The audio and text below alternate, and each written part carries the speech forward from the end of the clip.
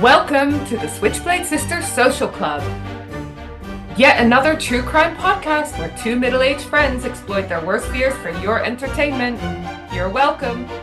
For more information, find us on Instagram and Facebook or check out our website at www.switchbladesisterssocialclub.com. Audience discretion advised.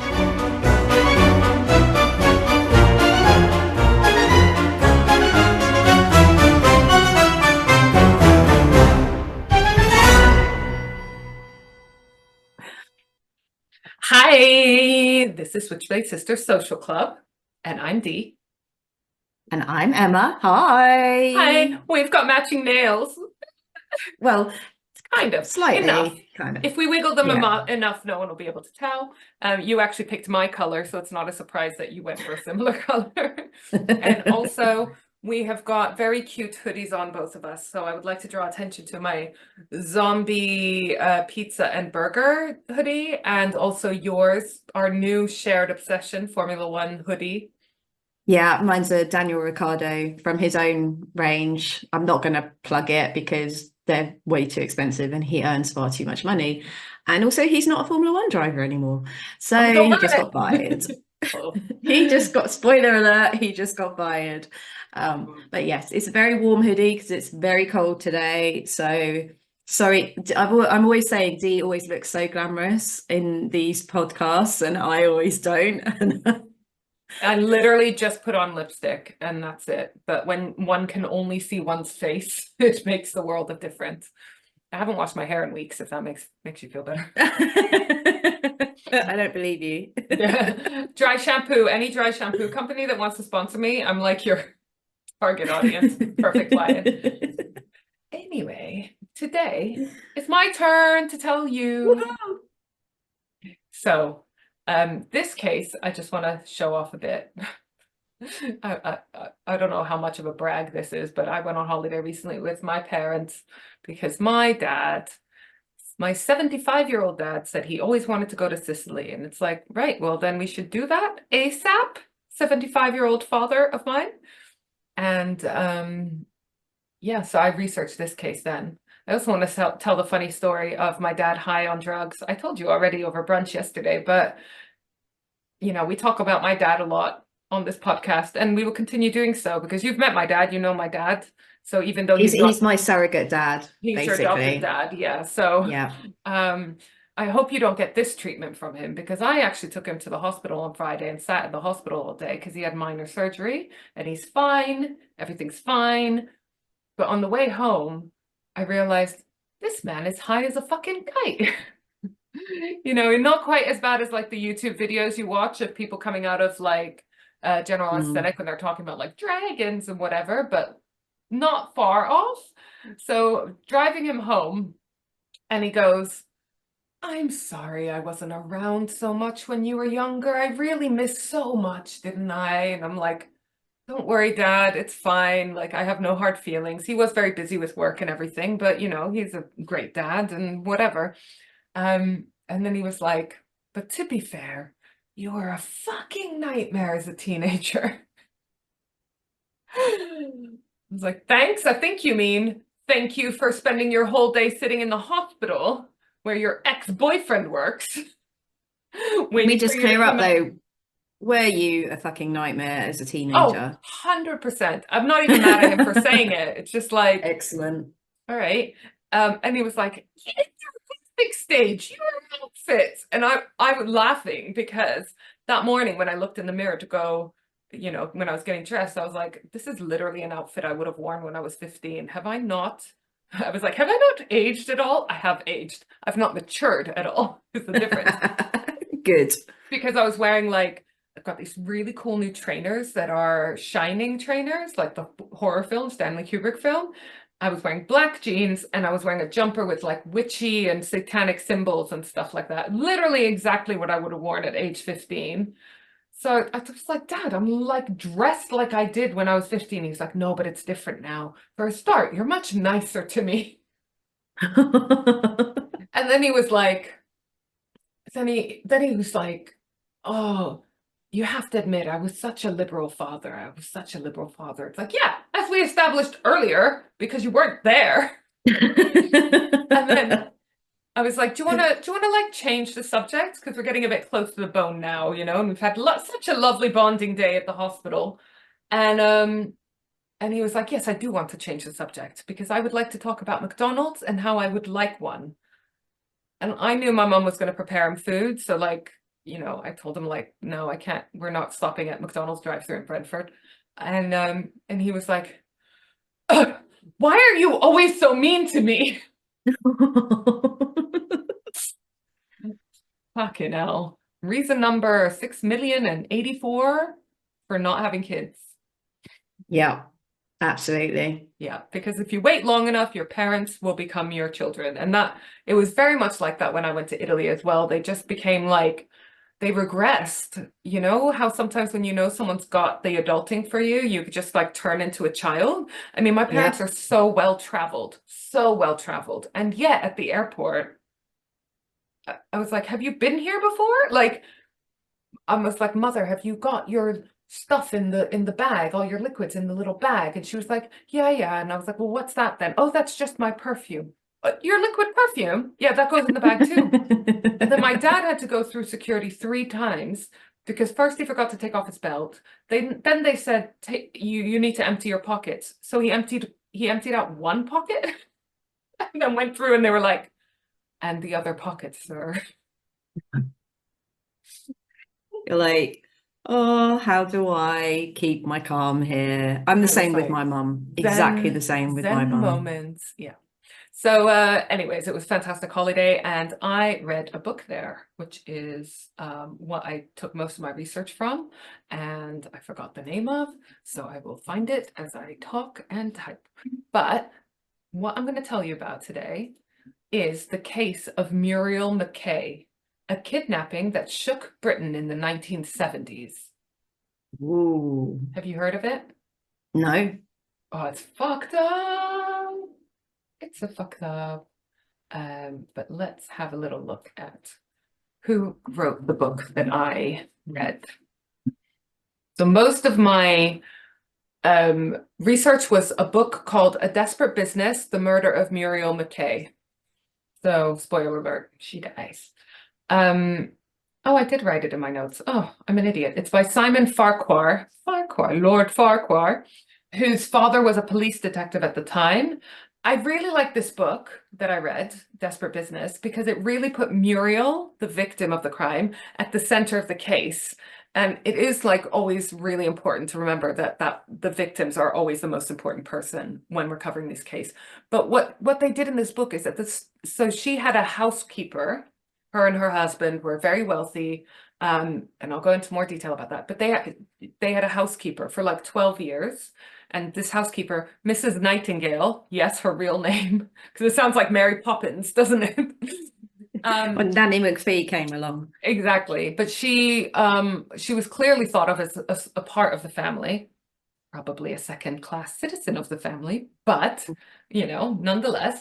And so Muriel, whenever they went on holiday, she would send a postcard back to the housekeeper. So at the start of each chapter, they have like the postcards, and the postcards play a key role in the court case. So I'll raise that later, which is like double interesting factor. So the McKays lived in St. Mary House on Arthur Road in Wimbledon. And for those of you who don't know, Wimbledon is very fancy. Always has been. It's you know, they lived in this red brick building, Georgian, neo-Georgian home, which was set back from the road, partially hidden by a hedge. You know, those big houses around there, right? And it's supposedly changed very little since the 60s and 70s when this case occurred. So in the fun fact about me, when I was born, so I was born in Roehampton, and the first house that I lived in was in Wimbledon, next to a pub called the Crooked Billet, which is quite famous, apparently. I don't know. But I remember my mum telling me that they sold that house for £13,000. So this would have been 1979, 1980. And now it's like a 2.5 bedroom house. And now it's worth, well, last time I Millions. looked, it was, getting on for that. Yeah, yeah, not a surprise. It's a very fancy area. It's gorgeous. Wimbledon Village is so cutesy. It's like, yeah. It's very much similar vein to Richmond. We talked a lot about how fancy and la-di-da Richmond is. Wimbledon is another very similar area, very close to it. So Yeah. same vibe. So on the 29th of December, 1969, between 5:30 and 7:45, the home was raided and Muriel McKay was never seen again after this. This was the first case of kidnapping for ransom in Britain since the Middle Ages. At 6 p.m. that night, there's a lady called Mona Lillian who was walking past, and she could see the front porch from the road. This is a neighbor, and a dark saloon parked outside. Later that day, Alec McKay, Muriel's husband, came home to see that they had a front door and then a porch, so a secondary door, if that makes sense. So the outside door, the chain was off, which was really unusual because Muriel was quite paranoid about security. So when he opened that front door, he saw that the inner door had been forced open. He goes into the hallway. The phone had been ripped from the wall. And there was a length of elastoplast, like some kind of tape, was on the hall table all bunched up. And her handbag was scattered at the bottom of the stairs. He goes running around the house looking for Muriel. He can't find her, and he notices also that her jewelry is taken from the bedroom drawer. So a little bit of context, a little bit of information about the family. The family consisted of Alec McKay, Muriel McKay, and they had 2 daughters, Diane and Jennifer, and a son called Ian. There was, as mentioned, Mrs. Nightingale, the housekeeper, and also Carl, the 7-year-old dachshund. Alec McKay had actually retired very recently that year, and on the 4th of December, 1969, so only a few weeks before the kidnapping, he had come out of retirement by orders of, do you want to guess? His wife? She's like, get the fuck out of the house, I can't bear it anymore. No. Basically. Rupert Murdoch, which I'm sure would have been your second guess. Of course. Because he is Australian. The Murdochs are Australian, and he had decided to invest in a new toy, the News of the World, in the UK. News of the World, for those who don't know, being a horrendous tabloid. And if you want to know some of the reasons why, only some of them, go back and listen to our Levi Belfield episode, season 1, episode 2, where you see how they interfered in the investigation into a serial killer. Scum. Just one of the reasons. His wife, Muriel, was born Muriel Frida Searcy. This is Alec's wife. And she was born on the 4th of February, 1914 in Adelaide, Australia. She came from a very well-to-do family with seafaring and motoring backgrounds, as well as government positions. Searcy Bay on the Eyre Peninsula was named after her grandfather, who was controller of the harbors and president of the Marine Board of South Australia. I had a little Google and it's absolutely fucking gorgeous, as you can imagine. I don't know how big this place is or even really where it is, but having a place named after you, pretty fucking cool, I think. Yeah. Oh, right? wow. Yeah. She's showing me a picture yeah, for people listening. And yeah, like sand, blue seas. I mean, looks like that's where I want to be, except there's no bar. there's I no want bar, a bar. but yeah, we'll have to bring a cooler until they build a bar for us. But yeah, if someone was like, we're going to name this gorgeous area after you, I would be highly flattered. So Yeah. the point being, obviously, that he must have been very well respected to have anything named after him, to be fair. Alec's father, oh no, wait, sorry. Muriel's father's father, her grandfather, had been the chief inspector of police in South Australia. So again, a long line of pillars of the community, right? Muriel was a very talented artist and photographer. She went to Sunday school with the McKays from her neighborhood, and they introduced her to their cousin Alec in 1929 when she was 15. So she met him when she was 15, which I know to some people sounds super sweet. To me, it sounds like my worst fucking nightmare, being married to the person I was interested in when I was 15. But for other people, it works, right? Yeah. He was tall, dark, and handsome. He was 5 years older than her. And then they basically got together and were together for the next 40 years. Also, different time, remember that as Different well. time. So like it was quite usual for Yeah. people to stay And married. I couldn't find anything about any issues in their marriage. I mean, I'm sure they did have some, but like from what you can tell, there were. And if anything's going to pull out the issues in your marriage, a disappearance Yeah. and murder of one of the spouses is going to be the thing, right? She was often in society papers because, again, well-respected family and so forth. And she was very, very attractive. And she was known as well, though, to be kind and caring. She just sounds lovely, doesn't she? Yeah. When she finished school, she worked as a stenographer, which I think is just the bog standard thing that women were allowed to do at the time. And she'd actually received a scholarship for her art, but she chose the role of wife and mother. But she always actively continued and pursued her art as a hobby. And apparently their house was full of her artwork and she was really talented. And in fact, on the day that she disappeared, she was actually telling the housekeeper, Mrs. Nightingale, that she had just enrolled in a painting class that she was very, very excited about. Just sad. Alec and Muriel got engaged when she was 18 and they got married, I think, a couple of years later on the 15th of June, 1935, when she was 21. Jennifer, their first daughter, was born 2 years later, and Diane was born 3 years after that, with Ian being born 2 years after that. So 3 kids in fairly quick succession. Alec, the husband, was the son of a captain who was a master mariner. I like that. I would like to be known as a master mariner, but I will never be known as that. And very well respected. So he also came from a very well-to-do family, well-respected family. Him and his siblings would go into corporate jobs involving things like timber, tobacco, and Alec went into newspapers. He actually planned to go into dentistry, but his employer and tutor and mentor was killed in a road traffic accident.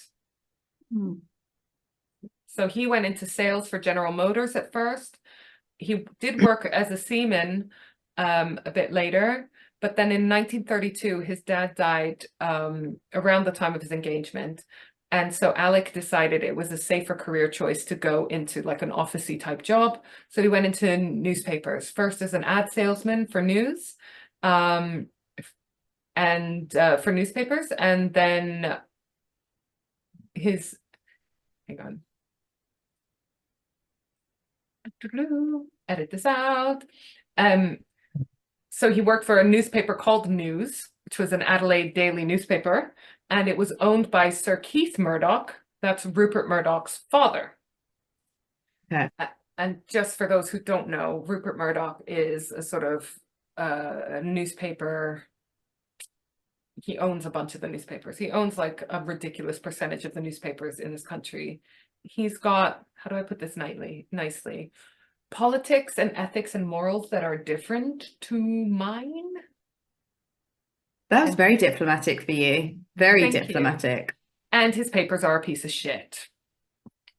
That was less He diplomatic. still have, do you know, is he still like owning all those papers or? I imagine so. I'm not sure, because wasn't he involved in Sky as well? And then there Yeah. was like all this big uproar and he's not anymore.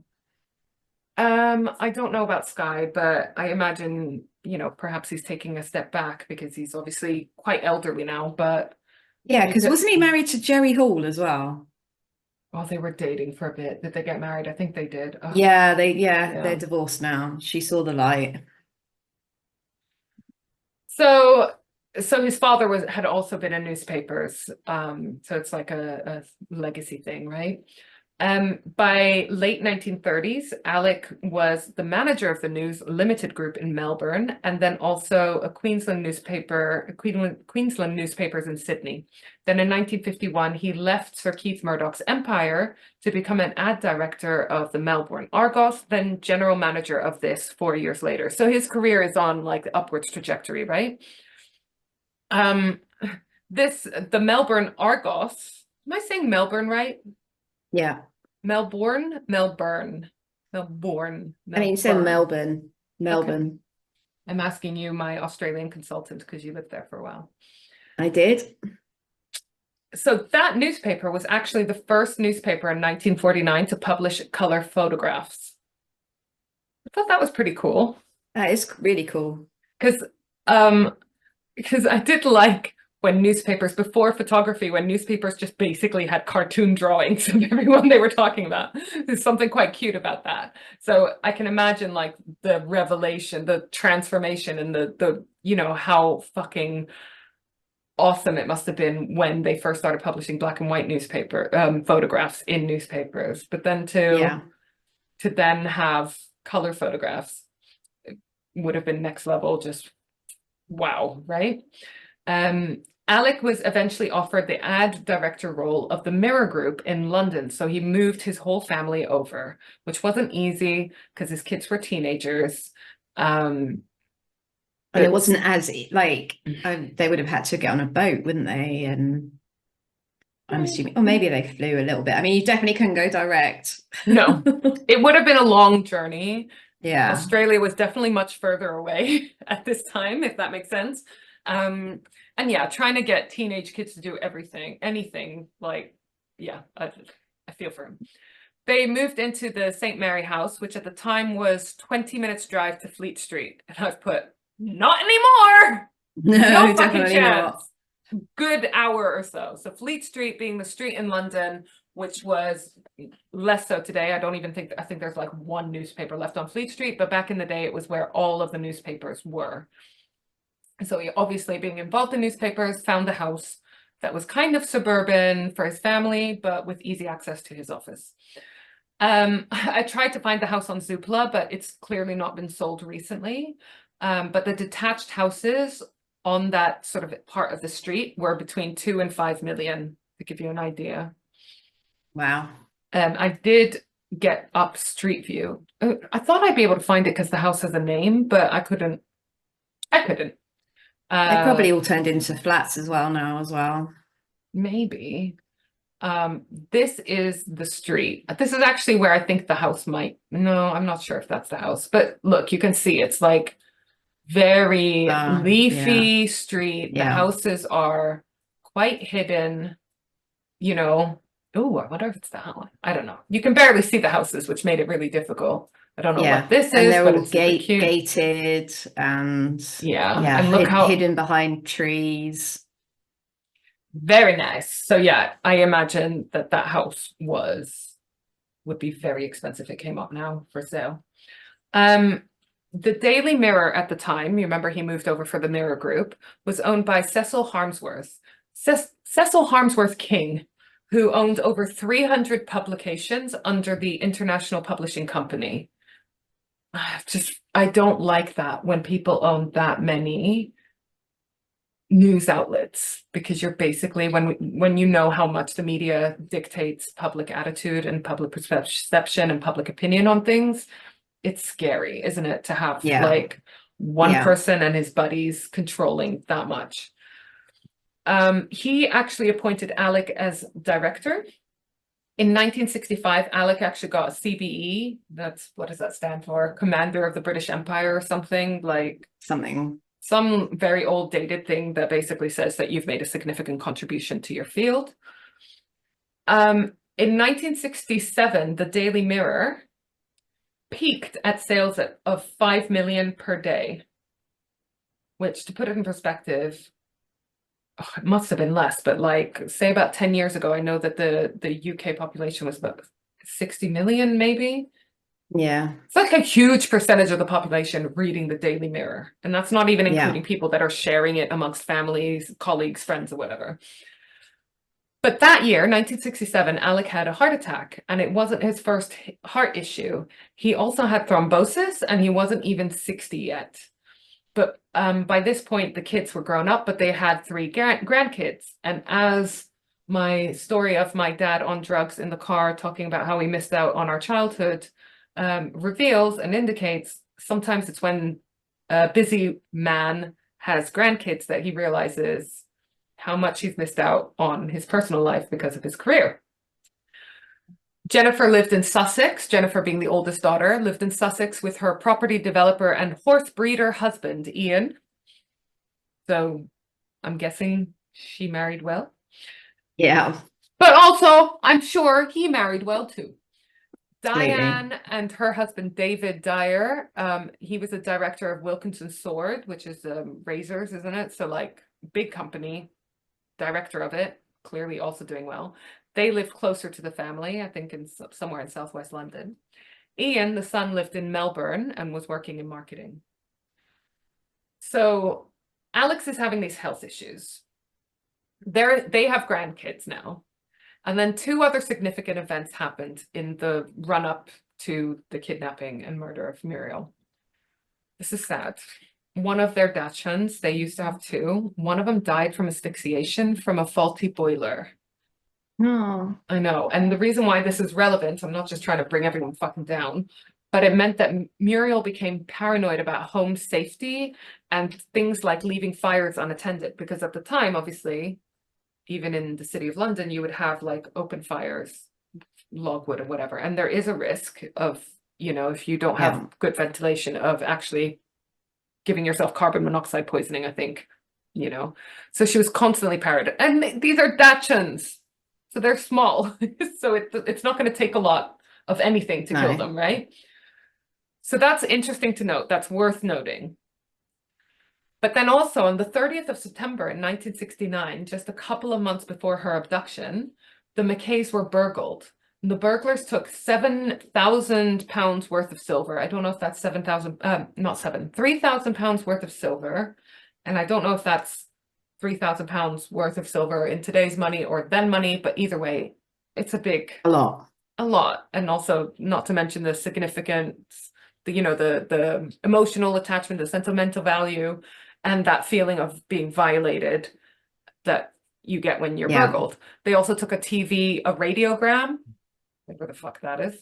So they took things, and that also made Muriel highly anxious, again, about home security. So she's paranoid about like fires and this, that, and the other, but also, like I said, she would always lock the chain on the front door. She would always lock the inner door, you know, because she was really worried that these burglars would come back for her jewelry, because they didn't take that. They took silver, but like ornaments, platters. Yeah. So she was on edge about that.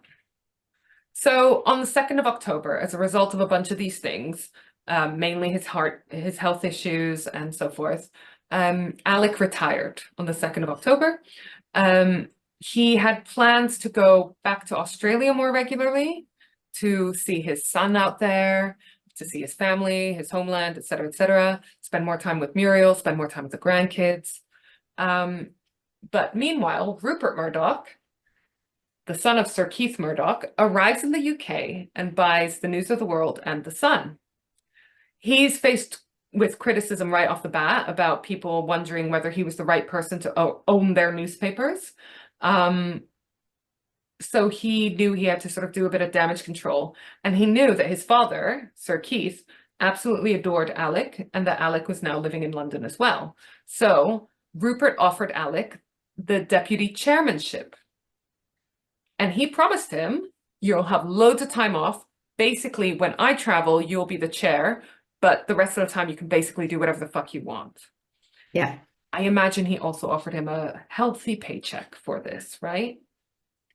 So even though he retired on the 2nd of October, 1969, Alec rejoined employment on the 4th of December, 1969. It's like 2 months off. And this was, as I said, only a few weeks before the abduction.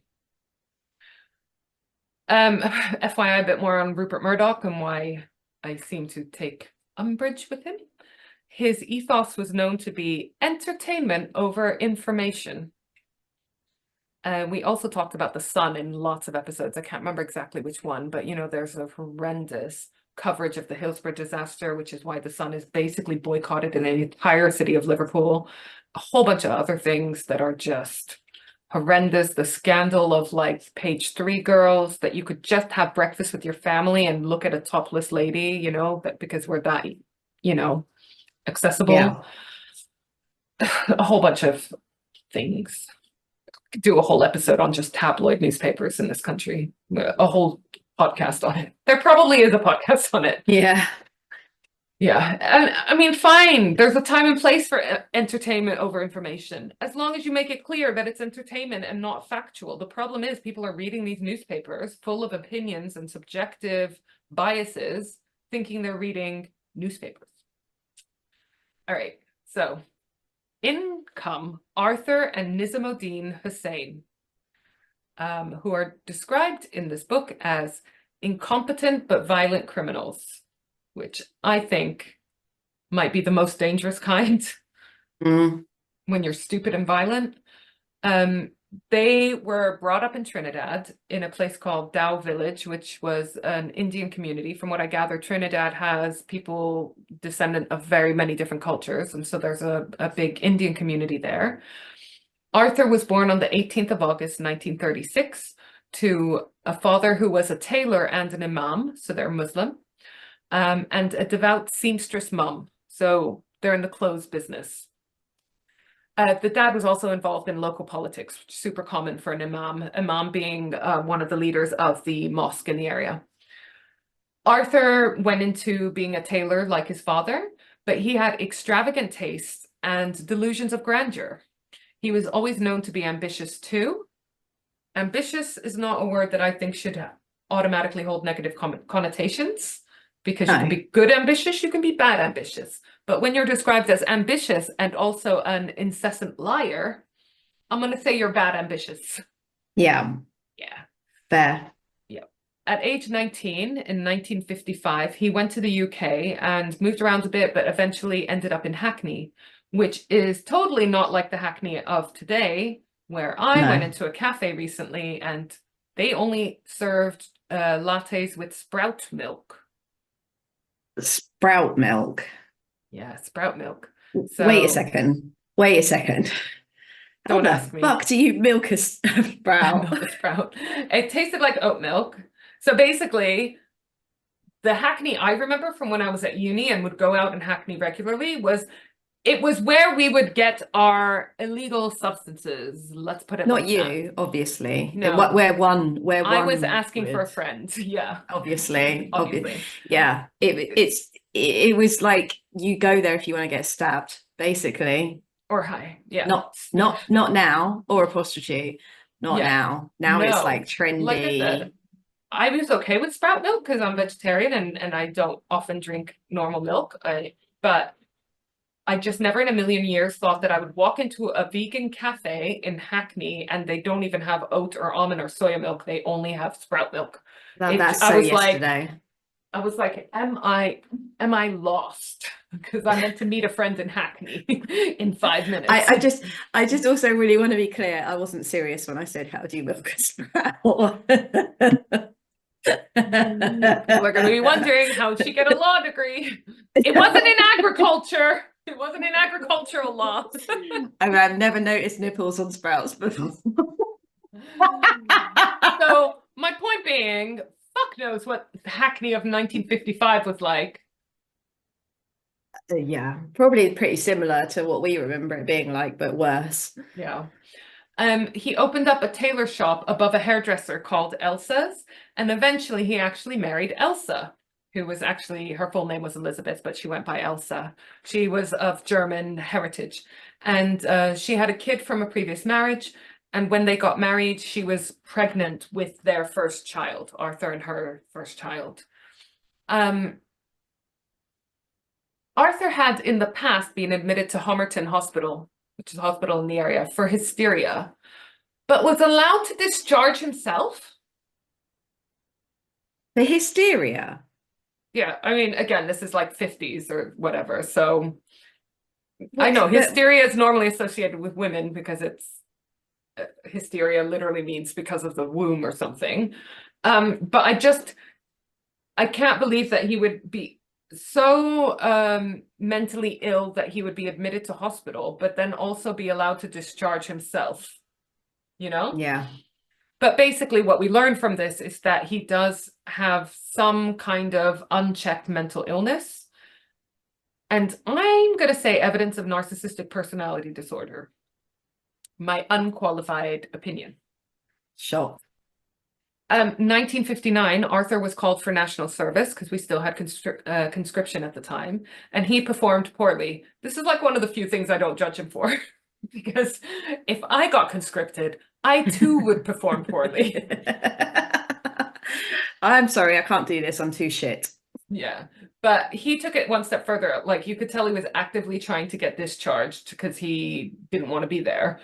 Which, to be fair, I probably fucking would do the same. You know, you hear stories of people trying to like shoot a toe off or something so they can just go home. But he deliberately urinated in his bed, which again, something I feel like is an easy thing to do, much easier than trying to chop off your toe. If Well, like yeah, I mean, I would first try pissing the bed before I removed any kind of toe or finger. absolutely. Much more sensible. He deserted after 3 months and he left the army for 6 months, which is illegal.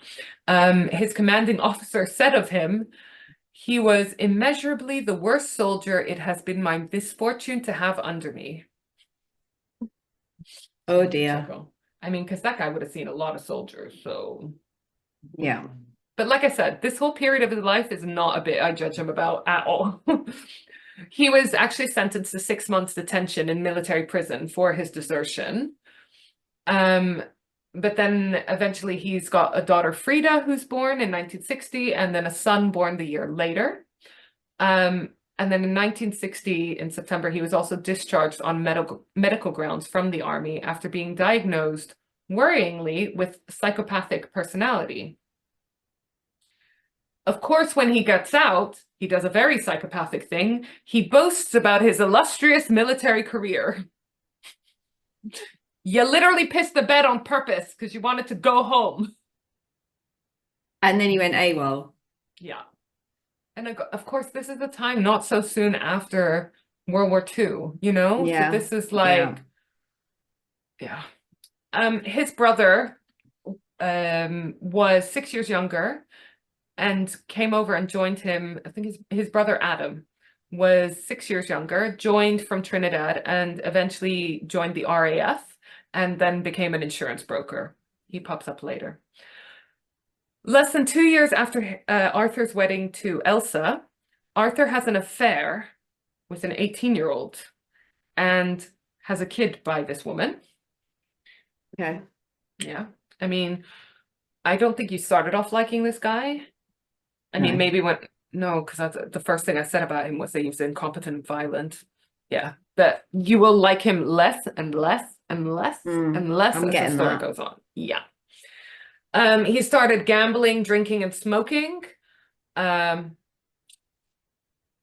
they started having money problems, but yet he always had money to have a haircut once a week. He was known about town as a jolly con man. And one thing we have learned is always pay attention to what people's nicknames are because they're normally quite revealing. Yeah. He moved to bigger and better commercial properties in Kingsland. Because like one thing that's for sure is that he's clearly got like gift of the gab, and he's a hustler and manages to maneuver himself where he wants to be some of the time. And then he moved further out of London to Chipping Ongar. So he's working in London. He's got his business in London, and he's living in the suburbs like the wealthy people.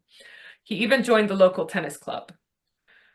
The local pub landlord once said he rather pushed his personality on everyone, which we know that we've met people like that, you know? Yeah, 100%. Arthur goes back to Trinidad in 1967 and of course boasts about his life in the UK. But he was actually detained for several weeks because they thought wrongly that his passport was fake. So just like boasting and then ends up in jail for 3 weeks is quite entertaining when it's this Yeah. guy. He sues them though, and he gets £170 compensation, which in today's money is nearly £4,000, which For isn't, 3 weeks work. Yeah, that's all right. yeah, but 3 weeks in prison. Well, depends on the prison, I guess. Yeah. But it pissed him off. That I I understand. mean, it would piss me off. Yeah, that would piss Because me this off is as well. actually a crime he didn't commit. Yeah. So And also, piss in the bed wouldn't work. no. He decided to move out even more rurally and bought Rook's Farm, even though it made like absolutely no sense. Because like, why are you moving that far out from your business? You're not doing that well financially, and you know, it just bonkers. Rook's Farm is actually two 17th century cottages converted into one 4-bedroom house with outbuildings and 12 acres on the border of Essex and Hertfordshire. It sounds like it could be a fucking dream house, right? It's near a village called Stocking Pelham, but the house was really run down. So one of those houses that if you saw it on Homes and the Hammer, Under the Hammer, it would be awesome when they renovate it, you know? Yeah. Yeah. This is the village that they live near. So you can see it's super cute. Right? Oh, yeah. Very cutesy houses. Yeah, Midsummer Murders type vibes, thatched Yeah. roofs, you know, Yeah. chocolate box cottages and cute pubs and, you know, church with the village green type thing, right? So he moved there. In 1968, when he moved there, Stocking Pelham had 58 houses and a population of 140.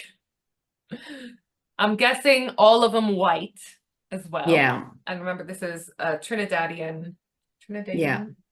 of Indian descent. The Husseins kept pigs and cattle and chickens, and obviously And a Muslim. Don't forget the Muslim as well, because that would have Muslim as been well. really foreign.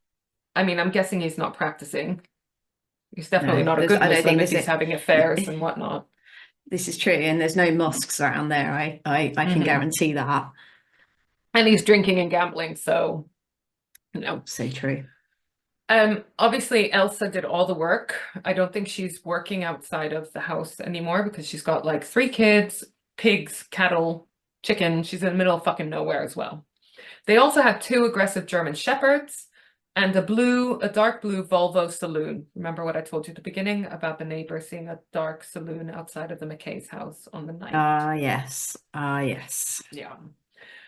Arthur started losing some of his regular work when he moved out this far because he got more inconsistent with his hours as well as his deliveries and everything because he lives in the middle of fucking nowhere. He was also drinking more and more. So logistically and also personally, he was just going down the drain. In fact, on the night before his arrest, he apparently drank 10 double whiskeys. Wow. Which was a normal night for him. I would die. I would die. Same. Can you imagine how much you drink to build up to having 10 double whiskeys and it being normal? That's a bottle, his isn't liver it? must have been shot. He would unsurprisingly for an alcoholic go from jolly to violent at the flip of a switch, and he was often beating Elsa, his wife. There were also loads of complaints of sexual harassment and assault against him, none of which got taken seriously because it was the 1960s. So I think you're getting a picture of this guy, right? Douchebag. Piece of shit. Eventually, Nizamuddin, aka... Do you say aka? No, that sounded weird. AKA.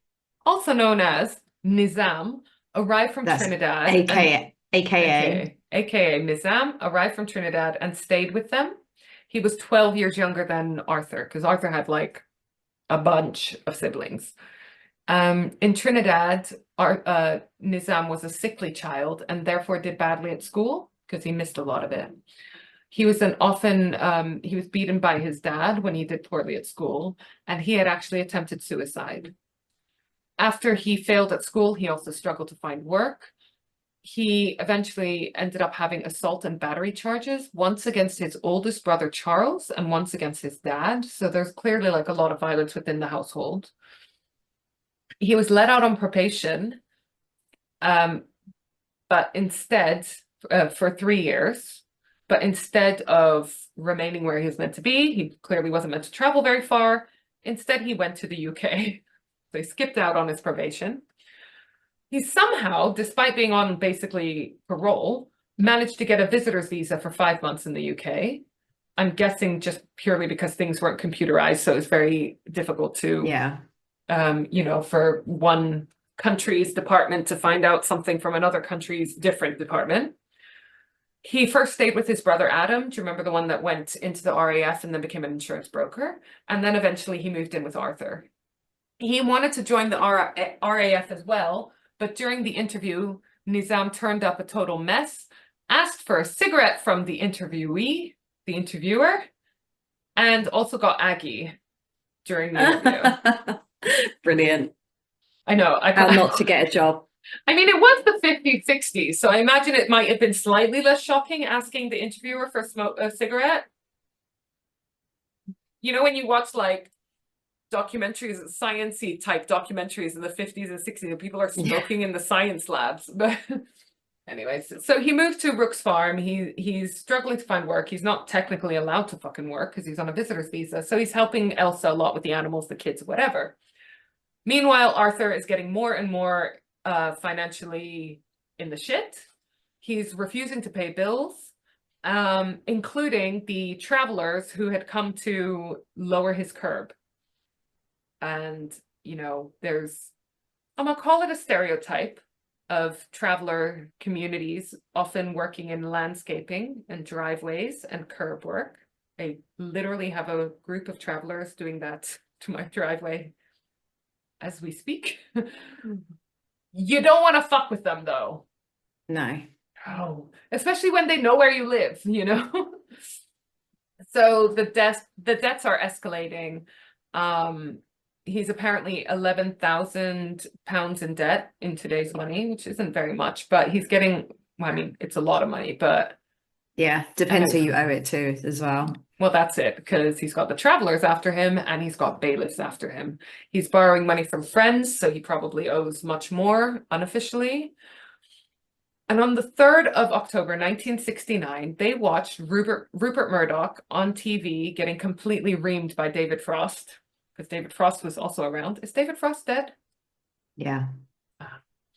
But he was giving Rupert Murdoch a really hard time about his intentions with these newspapers, his political agenda, etc., etc., etc.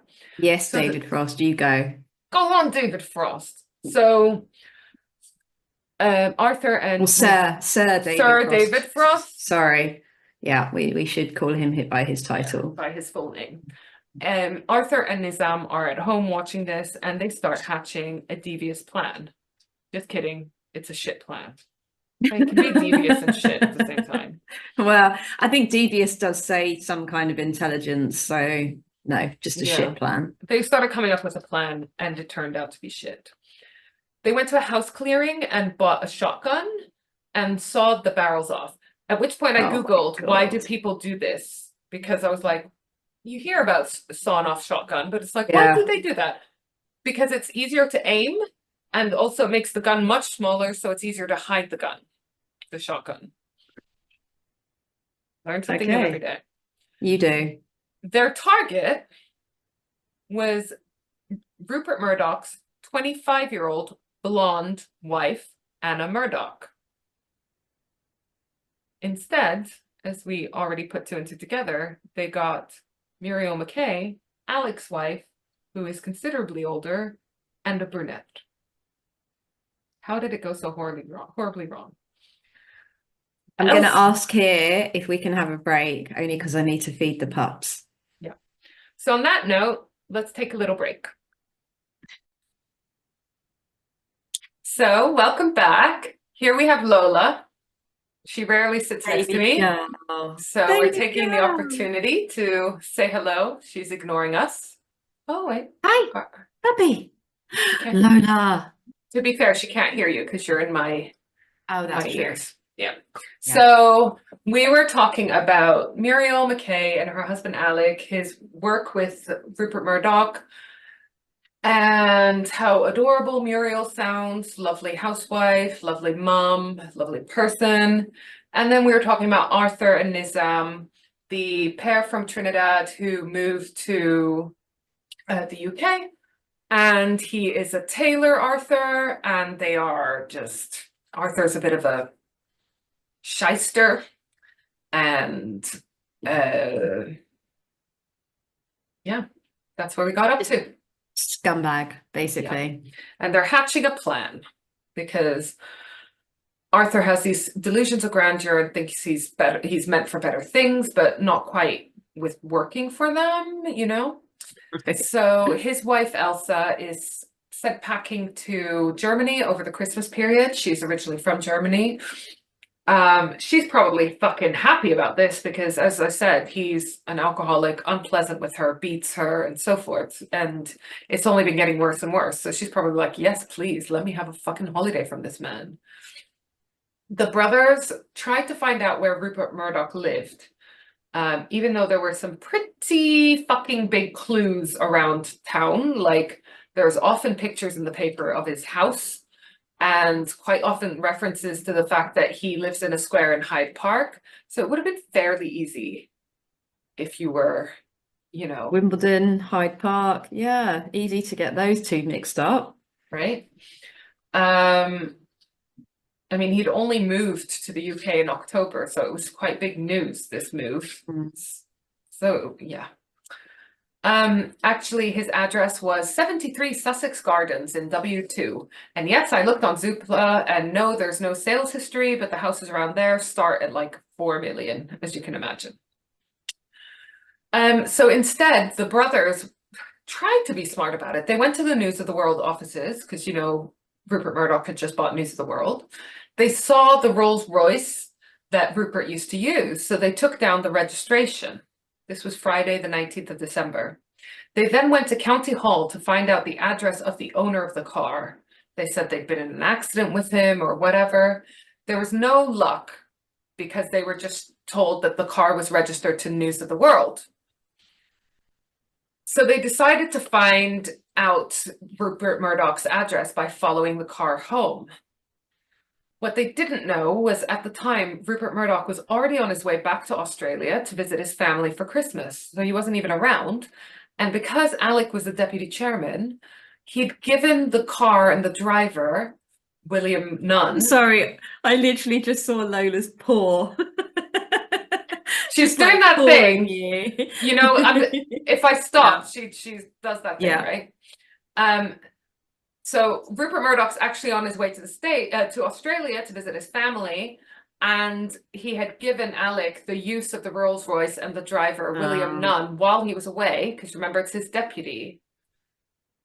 So the person in the Rolls is not Rupert Murdoch, it's Alec McKay. God. So this is where the confusion starts. But again, how do you not know what Rupert Murdoch looks like if you've watched him on David Frost, Lord David Frost's show, you know? That Christmas for the McKays was lovely. They went to Sussex to see their daughter on Christmas Eve, and they stayed over. Then Christmas Day in the evening, they went down to their other daughter. And then they were back at St. Mary's house, their house, on Boxing Day, 26th of December. Sunday the 28th, the brothers were in a pub boasting about the dinner parties they were going to have soon, including with the Murdochs, which people must have just been like, okay. Yeah. This is the night that Arthur apparently had the 10 double whiskeys, the normal 10 double whiskeys. And then the next day, Monday 29th, Alec was collected by his driver at 9:30 a.m. and went to work. Muriel hung out with Mrs. Nightingale, and they talked about their Christmases. And also, like I said, Muriel was talking about this new painting class in Putney that she was going to start soon, that she was super excited about. At noon, Muriel goes shopping in Wimbledon Village until about 1:30. She calls Diane, her daughter, and they have a little chat. And then she leaves again at 2:40 to go to the dentist. Then between 3 and 4:30, a person of color was seen with a broom or a shovel near the grit bin, you know, the stuff that they put on snow to make it less slippery. If you don't know what that is, if you live in a hot country, you might not. So a person was seen by the grit bin by a neighbor, but apparently they didn't notice and make note of this person because it was a person of color. They noticed them because they were too smartly dressed for someone doing that kind of work.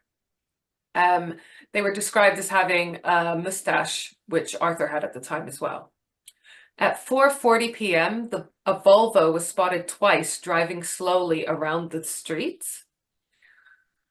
At 5 p.m., Muriel comes back from the dentist and then drives Mrs. Nightingale home.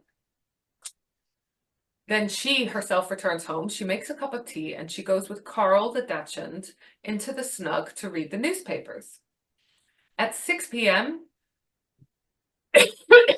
sorry, 6 p.m. is when the neighbor sees all the lights on and a dark Volvo, well, a dark saloon parked in the drive, which she notes isn't their car. And at 7 p.m., Alec finishes work and is home by 7:45 p.m. He has a specific like knock or ring that he uses on the door to get Muriel to come and unchain the front door, because I don't know if it has glass or if it's not see-through. It's either not got glass or it's got frosted glass. So he has a special little like sign for her. There's no answer, so he tries the door, and that's when he notices that the chain hadn't been put on, so it was open. He then sees, like I said, that the inner front door is broken and Muriel's handbag scattered everywhere, this elastoplast, like tape all bunched up, and also a chopper, which I'm guessing is some kind of little axey type thing on the side table, which must have been terrifying. Also, Carl was enclosed in the snug where the fire was still burning, which Muriel never would have done because of that risk of, you know, of carbon monoxide poisoning, I think it is, on this small little dog. Yeah. He called around the house, couldn't find Muriel, went upstairs, couldn't find her. He went to the neighbors to call the police because his phone was fucked. It had been pulled out from the wall. The police at the scene first thought that she must have left on her own accord after noticing a burglary, because they at this point noticed that 600 pounds worth of jewelry was missing. But Alec knew that if she had done this, she would never have left Carl. Right? You would not. And this is a very portable dog. Yeah. So he's just like, no, that just doesn't sound right. You know, when you know someone, right? Some people at first thought that this was a stunt to sell papers, because obviously it's a very high profile case. Yeah. Which is just like, to think that someone would be so low and do this to sell papers, you know. But I think that is more of a reflection of people's attitude towards Rupert Murdoch than Alec. I don't think he was a very public figure, but he did work for these disreputable newspapers, let's call it. Alec called his daughters and they arrived later on. Diane, one of the daughters, noticed that the mum's arthritis medicine had been left behind. It wasn't like life-saving meds, like she's not going to die if she doesn't take it. But if she ran away, she surely would have taken it. So the family, you don't want to be in discomfort, do you? Yeah. So exactly. At 11 p.m., Nizam turns up, that's one of the brothers, turns up at one of the relatives' houses in Norbury, South London, unannounced, and then goes to his brother Adam's house around the corner in Thornton Heath. In hindsight, this is him trying to create an alibi. And then a call comes into the phone exchange from someone with a strange accent asking for the McKay house. David, Diane's husband, answers and passes the phone on to police. The call says that it is the Mafia, M3, from America. They say they have Muriel, they have Alec's wife, and that so they realize now that they've got the wrong person. They do, but they're going to chance it. No, there's Lola. Winter Lola is so nice to me. Either that or she's very interested in trying to get some of this buzzball as well. I mean, But here's the thing. This is Monday that she's taken, Monday evening. The kidnappers have asked for £1 million by Wednesday. Do you remember how I said at the beginning, £1 million in today's money, £17 million. yeah, a So lot. like less than 2 days to get £17 million. And this isn't even Rupert Murdoch. This is someone who works for Rupert Murdoch. They said that they tried to get Anna, but they couldn't, so they took Alex's wife instead. They said that they said they would call on Wednesday with instructions. The police located the call box from where the call had come from, and it was outside of Epping Forest, so sort of like northeast of London. It was fingerprinted and they found fingerprints, but it didn't match anyone. But immediately the police knew that they were dealing with idiots. Because they're leaving fucking fingerprints behind, you fucking idiots. But also, because Muriel, like I said, Muriel was a 55-year-old with brown hair, and Anna, the intended victim, was 25 and blonde, and also had been in many, many newspapers. And also, they asked for £1 million, which was an insane, unachievable amount of money. It's unrealistic. Like, their chance of survival of achieving this is so ridiculously low. And it would have arguably been a ridiculous amount even if they had got their intended target, Anna. This story, as you can imagine, the next day was in all of the tabloid papers. Sadly, people started then making hoax calls and ransom requests, which wasted a lot of police time and resources. Those people have a special place in hell for them because fuck you, right? M3, the mafia group, called on the second day and said not to involve the police, which is a weird request 24 hours after it happens, when you must know that people's first reaction is going to be, call the fucking police, you know? And also, have you not seen a newspaper? It was in all the newspapers at this point. But wait, is that like the actual M3, or is it still them pretending? I don't think there is an M3, but they're pretending that they're a group called M3, that they're linked to the States, the mafia in the States. Right, got you. This call, though, is the first recorded call, because now they're a bit more prepared. But then soon after, Diane does an interview with the BBC, and the brothers at this point probably realize how much shit they're in, how much attention is on this case, the fact that police are very fucking involved, and so forth. So Wednesday comes along and there's no phone call. On the 30th of December, don't ask me what day of the week that is, but a letter arrives in Muriel's handwriting asking Alec to cooperate. It's heartbreaking. Obviously, you can't really pay too much attention to what is said in the letters because she would have been told what's right, I imagine. But just can you imagine receiving a letter from your loved one who you just want home? It was confirmed as Muriel's handwriting from her postcards that she had sent to Mrs. Nightingale. And also, well, I don't know why this is so heartbreaking, but they also compared her handwriting on a recipe she had written down for Polish chocolate cake. Oh, You know. At this point, the brothers bring one of Nizam's girlfriends, because weirdly he has more than one girlfriend, Lily, to the farm. Again, it's kind of clearly to act as a bit of an alibi. We can't have possibly had Muriel McKay here. We had Lily, you know? And this is going to sound weird, but I promise you it's relevant. She works as a nurse, and she had learned how to make paper flowers off one of her patients, one of her elderly patients, which is so cute. And so she was there at their house in the middle of fucking nowhere with nothing to do, making lots of paper flowers. New Year's Day, the son, Ian McKay, arrives in the UK. If you remember, he was living in Australia. And they also got another call from M3. But seemingly just to torment the family rather than give any news or any new instructions. He called back 10 minutes later, again asking for 1 million in £5 and £10 notes. She's just like, are you gonna have like a container to fucking transport this money? £5? He also said he would call back tomorrow. Can you imagine like just sitting around and waiting to hear more from these fucking people? Your mum and your wife is gone. Obviously, in the meantime, the police are not just sitting around. There's like one of the biggest manhunts so far to date. 18,000 police officers are involved in searching Wimbledon Common, which is obviously the expanse of parkland nearby, and Epping Forest, which is where the original call had been made. They didn't find Muriel, but they found the abandoned bodies of 6 newborn babies. Oh my God. Yeah, the Abortion Act had only come into play 2 years earlier. So before abortion was legal, there were other ways that women would have to resort to in terms of, you know.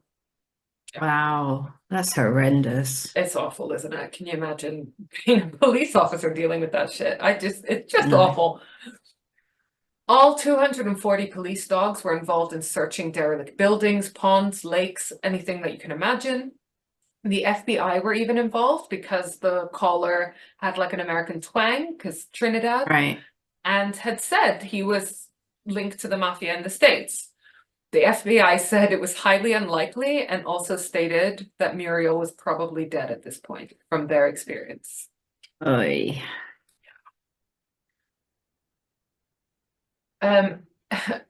As we see a lot in these like desperate cases, especially where the family have so many unanswered questions and are just hanging around waiting, they resorted to using a psychic. This psychic apparently described Rook's Farm very, very accurately, but gave the wrong location. So it made his intel almost entirely useless at the time. Obviously, Alec is a mess. I told you, he has not been apart from this woman for 40 years, you know? And like I said, again, there was no suggestion even of any issues in their marriage, apart from what I'm sure are just bog standard marriage issues. So can you imagine? And it's not even that he knows what's happened to her. They're sitting around fucking waiting to try to find out, never knowing if they're gonna see her again or what. He even hosted a press conference in his PJs and dressing gown under sedatives. So, I mean, he was just lost without his wife. On the 3rd of January, so we're like a week later, Elsa arrives back from Germany with the kids. She saw blood in the kitchen, but Arthur said that it was a chicken that they had killed. He was being really shifty and shitty with her, so she assumed that he was cheating on her. Like, obviously, it's quite a jump to assume, oh, my husband is an asshole, to my husband is an asshole and also a murderer. Yeah. Right? Or a kidnapper even. Yeah. 14th of January, another call comes in from M3. 14th, so it's like 2 weeks later now. Reiterating that it'll cost £1 million to get Muriel back. And like the one saving grace, I don't want, that's the wrong word, but like when a phone call like that comes in, the family must be thinking at least She's a little still part alive. relief that she must still be alive, right? Then another envelope arrives 3 days, another envelope arrives with 3 letters in it. One to Alec, one to Diane, and one with instruction for the first $500,000 payoff. So I don't know whether they realized, okay, a full million is unrealistic. Let's break it down into segments or whatever. It was all in Muriel's handwriting, but something about the wording and the references made it seem like it had actually been written a while back. The instructions sent them to a phone booth on the 1st of February at 10 p.m. Where they would find more instructions. They said that it had to be Ian who went, Ian the son. So police officers impersonated Ian and the driver William Nunn. There was a certain amount of real money was used that Alex supplied, which was used on as the top and the bottom note in bundles of fake money. So if you flick through each bundle, you would see real money on the top and the bottom, and it would look like it was $500,000 or whatever. So fake Ian and fake driver William Nunn, they're police officers, they arrive at the call box, and it's in North London, and they're directed to another one. So it's like fucking just sick, twisted scavenger hunt, right? They're told that this other one, they would find instructions of where to leave the money. Then they would have to go back to the first call box, where they would then get a phone call saying where Muriel was. Where they were eventually told to leave the money was marked by 2 paper flowers made by Lily. Remember, she was making these paper flowers. So for some weird reason, they decided to use these little paper flowers to mark where the money was meant to be left. Police left the bag and went back to the first phone booth. By this point, though, because there was a massive amount of lack of coordination between the different police departments, there were so many police officers and undercover police officers from a million different departments swarming around that the brothers got a bit spooked. I don't know whether they realized that they were police officers or they just thought it was particularly busy that night, but they basically drove past but didn't stop. However, the non-police cars were noted, so they recorded the license plates of all the non-police cars, and the Volvo was one of them. So they are now on the radar, at least. And again, the location of where these phone calls are coming in, where they're being asked to drop stuff, is indicating that they are more north of London. So they're getting clues from all these interactions. Every time there's a phone call, every time they're sent on one of these wild goose chases. So the police start just heading up to North London, the outskirts of London, around Epping Forest, blah, blah, blah, and just asking where West Indians are in the area, because they've now identified that it's a West Indian. There couldn't have been many in the area. They are probably, although they're looking for West Indian, Caribbean, they are probably in their mind thinking that it is someone who's Black rather than a West Indian of actual Indian descent. But this eventually led them to 2 brothers living in Stocking Pelham. They learned the brothers were strange and unpopular and had a dark saloon Volvo. Arthur, under the guise of M3, the clever, alias of M3, called Ian the next day to taunt him, and he must have been desperate at this point to get some money out of this situation, because he said he would still meet Ian to get the money, even though Ian betrayed his trust. Lola. He called 2 hours later, but said now that he would only deal with Alec. He then called the 3rd time, it's like, fucking hell, and said that Alec and Diane, the daughter, one of the daughters, had to bring the money and start at the first call box again. Oh, for fuck's sake. So this is Friday, the 6th of February, 40 days since Muriel was abducted. God. They go to the call box that they're instructed to go to. They're then told to go to a call box outside Bethnal Green Station, then told to get on the tube to Epping. Then, when they get to Epping, they're told to get a taxi up to the Gates used car lot in Bishop Stortford, which is north of London, and leave money opposite a specific van. So then they are meant to go back to Epping Station, where they can wait for a phone call at a phone box from Muriel, which obviously never came. Meanwhile, they've dropped the money off at this outside of this van, this very specific van. And police note that there is a Volvo going back and forth, which is suspicious. But some good Samaritans fuck up this operation entirely, because they see that there's 2 abandoned suitcases. They notify the police about these abandoned suitcases. Yeah. Because they think that it flew off a car on the way to Stansted Airport, which is nearby. And because they don't want anything to happen to these suitcases and ruin someone's holiday, presumably, they decide to wait by the cases until the police arrive to deal with it, which is a situation that none of the undercover police officers obviously prepared for. And eventually, one of the police officers hiding in the hedges eventually has to tell them to fuck off. Because obviously while they're standing next to these suitcases, the brothers are not going to stop for the suitcases. So the brothers were probably scared off by these Good Samaritans hanging around, so they never stopped. But yet again, their Volvo was seen and noted driving around in the area slowly. The registration was noted, and it was eventually found to be registered to Elsa at Brooks Farm, where these two West Indian men live that they're already aware of, that are already on their radar. So it's coming together. A warrant was issued to search the farm for the stolen jewelry. 1:45 the next day, the police move in. The brothers are recognized as the men in the car the night before. The police search the farmhouse. The police search the farm.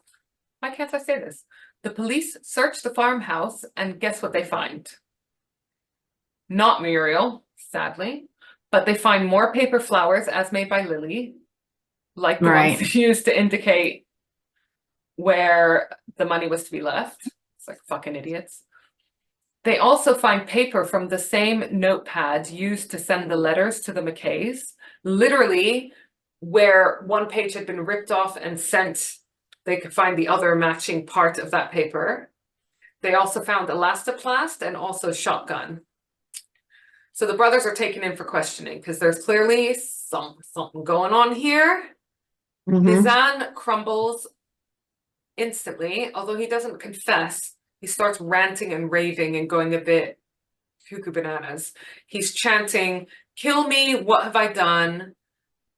And he's also saying, ask Arthur, ask Arthur. Like, he clearly doesn't know what to do in this scenario and just wants the police to just ask my big brother. I don't want to say anything that gets me in trouble with him. He also says, Arthur always gets me into trouble. Total sibling dynamic. And he cries a lot. Nizam wouldn't speak without Arthur, and Arthur wasn't saying anything. So they were questioned for 3 days, and neither of them would reveal where Muriel was.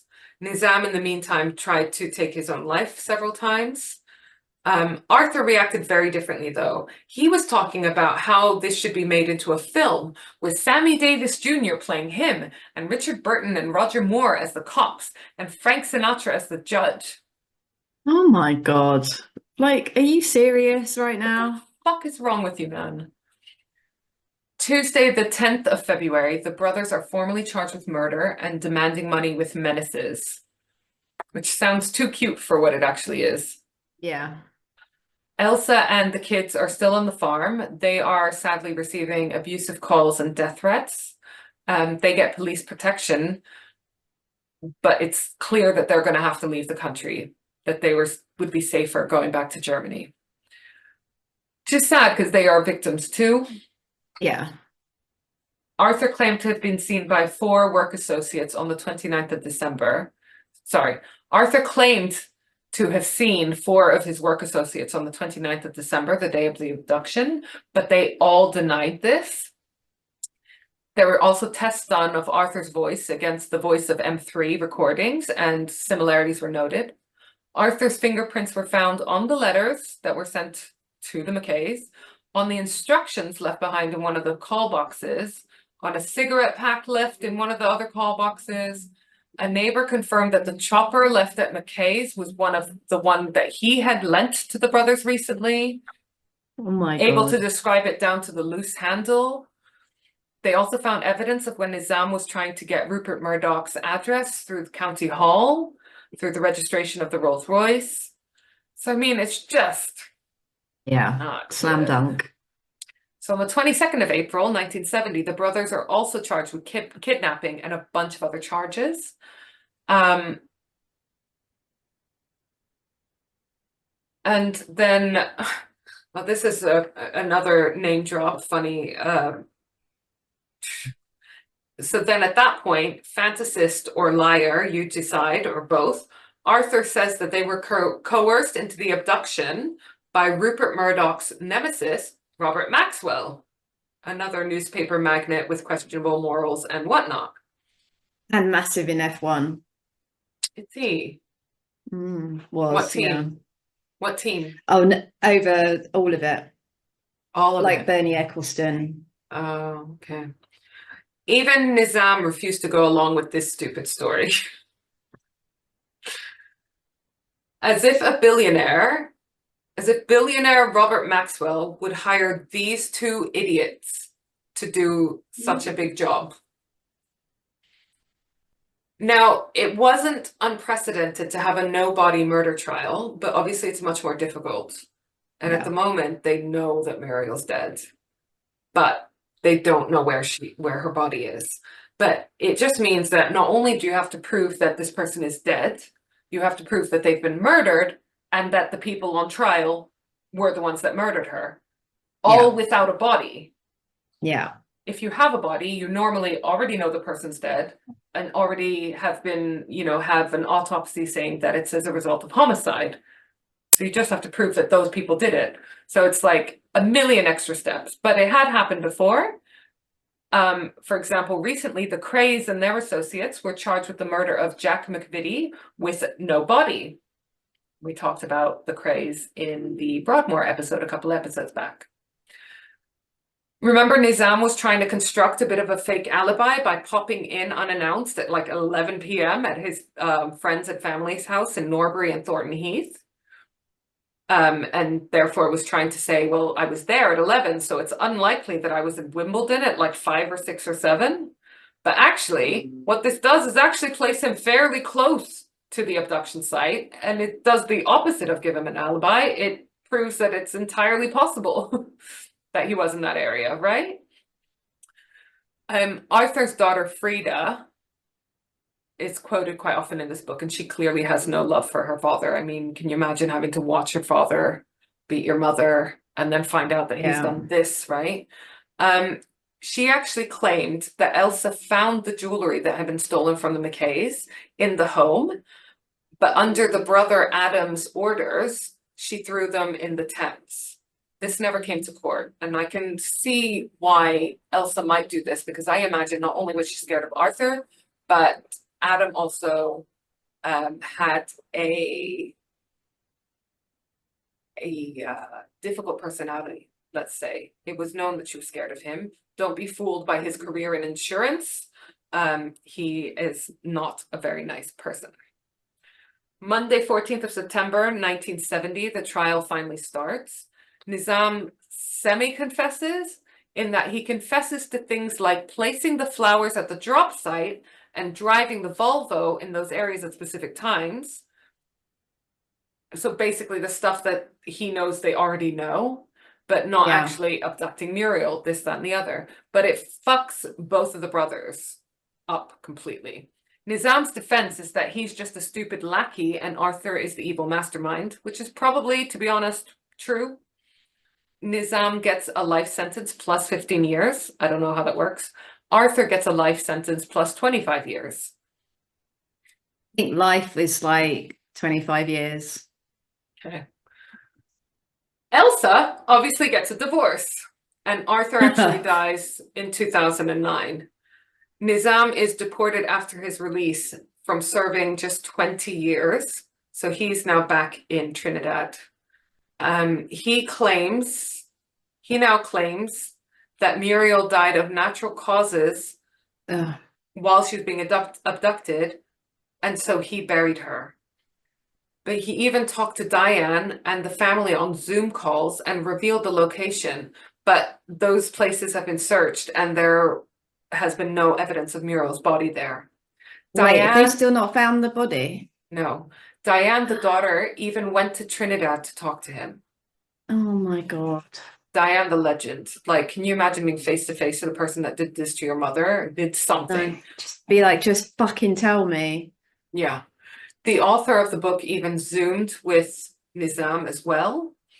And as recently as July this year, Diane is currently petitioning to get Nizam over to the UK to show police where the body is. Because he's trying to describe it over Zoom or whatever. He's not the sharpest tool in the box. A lot of time has passed. He's, I'm going to guess, been through a lot if he's done 20 years in prison. So they're arguing like, if he comes over, he can point, you know, he'll probably be able to show. He seems like he wants to be helpful in quotation marks at this point, right? Horrendous. Horrendous. Awful, isn't it? That they still don't have their mother's body is so sad.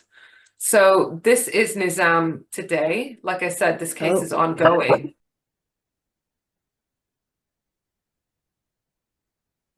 back. Guess who's back? So Emma's got her coco de mama. Yeah. Oh, what did you order? The ragu? No, the chicken pesto. Oh, nice. Well, vegetarian. I normally go for the mushroom. Do they still have the mushroom one? I don't know. I hate mushrooms, I know, so I don't but look. so this is the guy. This is Nizam today, living in Trinidad. This is Muriel, and that's Oh, Carl. oh. Carl. Here we've got Diane with her brother Ian, still fighting to try to find out what happened to her mother. So guessing the dad died, so there's like he'll never know what happened. Yep. So they have done some digging around the farm, based on what Nizam has said, but they've not, like I said, found any evidence. It's also privately owned, so it's a big ask. And the people that Yeah. own the property are obviously like, can you make sure before you dig up my whole property? Oh my God. So there he is. This is the two lads, fucking idiots, when they were arrested. So you can see Arthur on the left and Nizam on the right. We'll put some of these pictures on socials. So we still don't know where Muriel is. Unbelievable. But you remember how I told you the brother Adam was a bit of a dick as well? And later he ended up living in Florida and was linked to a murder of Derek and Dwayne Moo Young in a Miami hotel room in 1986. Krishna Maharaj was convicted, but during an apparently appallingly conducted trial, in quotation marks. And some are convinced that Adam is the true murderer and that he committed the murder over money that he owed them. Allegedly. There were also rumors that he was actively involved in the abduction of Muriel McKay. You decide. So that is the very sad tale of the murder of Muriel McKay by those fucking evil idiots. You know how you hear about evil geniuses? They're evil idiots, right? I just don't get why now they've got nothing to lose. They've been done for it. Like, why not tell the family where the body is? Like, give them some peace. That's the weird thing, because Arthur's dead and just had no humanity whatsoever. It does sound like, having read the book as well, that Nizam was like the much younger brother, much more easily influenced brother. He was living here illegally as well, so it's not like he had very much options. I mean, he's still very much in the wrong, but he was definitely at least partly coerced into doing this thing, which seemed to be more against his character than Arthur. Arthur didn't seem to have any kind of remorse, anything. So Nizam is now supposedly trying to help find the body, but it seems to be very difficult to do from Trinidad. I don't think, and I don't think Diane thinks this either, that he's purposely misleading them in terms of where the body is. No, but it would be really fucking hard. But it's like quite a big farm on several acres. Trying to explain where the body is, it just seems to not be translating across the Atlantic, No. Which is why they obviously want him to come over so that he can just literally point out where it is. But trying to get a convicted murderer back into the UK is obviously a massive expense. It's technically not allowed, I don't think. And he, you know what I mean? Like, what visa is he getting? I don't think there's a visa for coming over as a convicted murderer who's been freed and deported to point out where the body is. So, yeah, it's just really, really sad. And I hope that they do manage at some point to find the body, because I think very early on they just knew that she was dead. But just to be able to have that peace and just the thought of your Yeah. mom just being somewhere. Oh, it's just Yeah, awful. that's horrible. Awful. So yeah, okay, fucking idiots. I mean, she wasn't even in the intended target, which is just like, and you can tell what happened. They just panicked and just everything was done in panic stations mode rather than with any kind of sense. But like So also like even to know like how long she was alive or all of this kind of stuff. Like you'd want to know all of that. Like you'd want ugh, answers. How did she die? 100%. Yeah, You know? absolutely. Because they're not Yeah. admitting, they're not saying how she died. And I don't know if it's better or worse. It must be better to know, wouldn't it? Because otherwise you're just I think imagining a so. million, but they don't even know how she died. Yeah, that's horrendous. Yeah. So just made me very, very sad, that story. So we should lighten the fucking mood a little bit. Absolutely. You've got your delicious pasta. Yeah. So, and I have got an application for us. Oh my God. Okay. Someone wants to date us. Someone wants to date us. Wait, Well, us or you or me? let's see. So this is from Big Daddy B, who is applying to date both of us. He's 45, so too old for you, and yet not old Yeah. enough to be our actual daddy. Hmm. This is actually Barney from Sonic Boom 6, who are a great band. You should check them out. They have great songs. Emma, you have to come with me to see them live because, and I'm going to make sure that Barney sings Jump Around just for you. Awesome. Yeah? Okay. What's in your fridge right now? Loads of stuff. We want specifics. That's not specific Yeah. enough. That's no. No. Favorite Ninja Turtle and why? Raphael, because he's Raji. Perfect first date. Podcast threesome. Oh, okay. Barney, you can't handle the both of us. I'm telling you. We can't even handle the both of us, so No. Do you have any crazy exes? Yes. Are they crazy because of you? Yes and no. I'm gonna say yes. Uh, weird fact about you. I only have 1 1/3 balls. I knew that was going to go to bulls. Why did I know that? And a 'Cause, third. That's very specific. yeah, he had adult mumps, and that was one of the outcomes. Some things you like. D. Aww. Oh. Some things you hate. Katie Hopkins. Fair. Fair. Um, last time you cheated on a partner. Ages ago. Last time you cheated on your taxes. Around the same time. Anything else I you like should that he's know? honest. Yeah. He is very, Barney's the type that like any thought that comes in his mind comes straight out of his mouth. Like you never have to Yeah. wonder what Barney is thinking, which I like. Yeah. Anything else we should know? He says, love you, kiss. And to that I say, butterfly can't love a spider. That's The very end. profound. Is it? I'm a bit drunk. All right. Well, thanks, Barney, for lightening the mood after our horrendous case. And Oh, thank you, no, we need Emma. to give him a score. Oh, fuck, I forget every time. Who was in the winning circle? Helen made us basically made us make her win. So she's a 10. The one we had last week, whose name I can't remember. Oh, Mule. Yeah, he was a 10. Mule. Yeah. But I think he had insider knowledge. I think that's true. So what do you wanna rate Barney? I feel like I can't.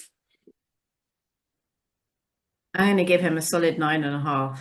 Yeah, I'd agree with that. It's just because he wasn't specific enough about the fridge detail. Yeah, Barney, if you can resubmit the form Don't worry about the other questions. Just tell us specifically what's in your fridge. You could lose or gain points. The risk is yours to take. And I know you're a gambling man, so see how you feel about that. All right. Well, I love you, Emma, and I love our sexy listeners, don't you? Yeah, I love you and I love our sexy listeners. We need to get sexy listeners top. I don't have one, and I need to get you one. Yeah. All right. I'm Okay. still waiting for my Colin Sutton fan club. All right. I'm going to do a merch order because we have to do merch orders in the same way that you guys have to do merch orders. So why not all of us do merch orders today? Absolutely. Everyone who's listening. Thank you. All right. Love you, sexy listeners. Love you, Emma. Bye. Love you. Bye. Bye. Bye. Love you. Bye. Bye. Bye.